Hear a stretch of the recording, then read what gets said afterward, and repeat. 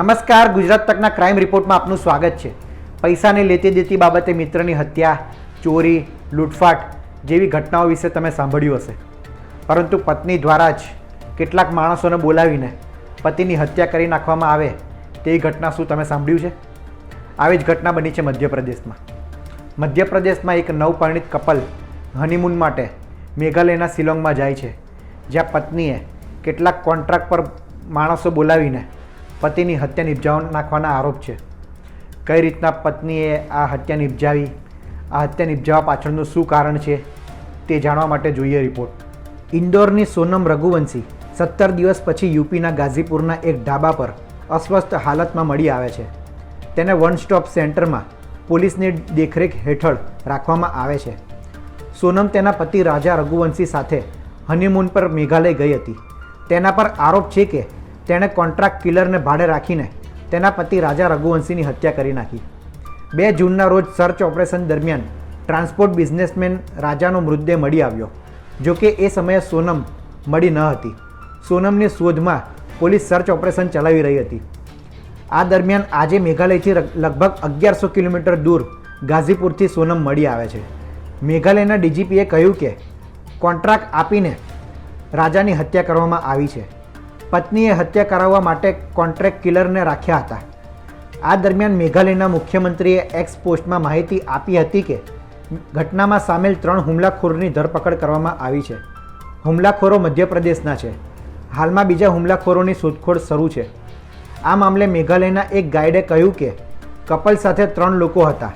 રાજા અને સોનમ 23 મેના રોજ સવારે 10 વાગ્યે 3 પ્રવાસી સાથે જોવા મળ્યા હતા।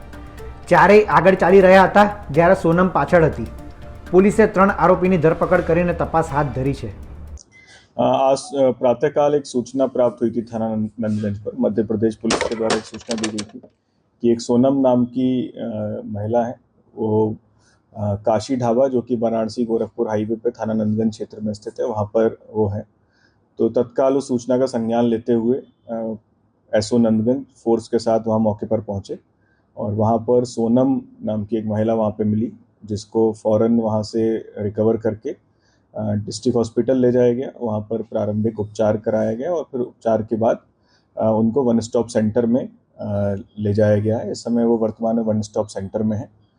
इसमें कुछ जानकारियाँ प्राप्त हुई हैं और मेघालय पुलिस और मध्य प्रदेश पुलिस के लगातार हम लोग संपर्क में हैं।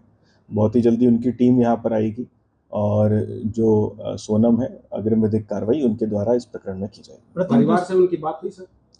परिवार को ही सोनम ने जो जानकारी मिली थी, परिवार को ही आज सोनम ने रात में ढाबे से फ़ोन किया था और उनके परिवार ने फिर सूचना दी मध्य प्रदेश पुलिस को। मध्य प्रदेश पुलिस ने हमें सूचना दी, जिस पर त्वरित कार्रवाई करते हुए ये कार्य हम लोगों ने इनको वहाँ से रिकवर करके और इसमें वन स्टॉप सेंटर पर रखा। सर, खबरों में अक्सर सुना जा रहा है कि सोनम को गिरफ्तार किया गया या बरामद किया गया?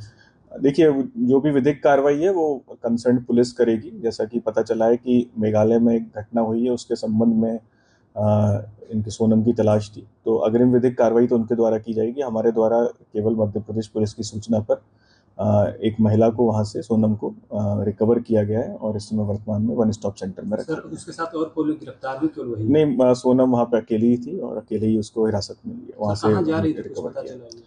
अभी कुछ भी जानकारी नहीं है, क्योंकि जो भी विधिक कार्रवाई है वो जो मेघालय पुलिस है उसके द्वारा ही की जाएगी। બીજી તરફ મૃતકના માતાએ કહ્યું કે તેમના દીકરાના હત્યારાને કડકમાં કડક સજા આપવામાં આવે। जिसने भी हत्या करवाई उससे कड़ी से कड़ी सज़ा मिलना चाहिए।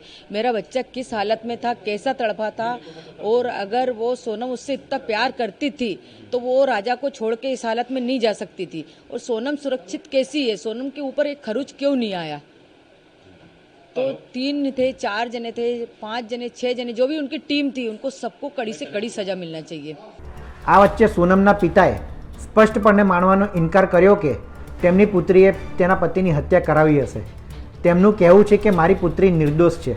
सोनम ने ढाबे वाले से फोन लेके गोविंद जी को लगाया, उनके भाई को फोन लगाया है।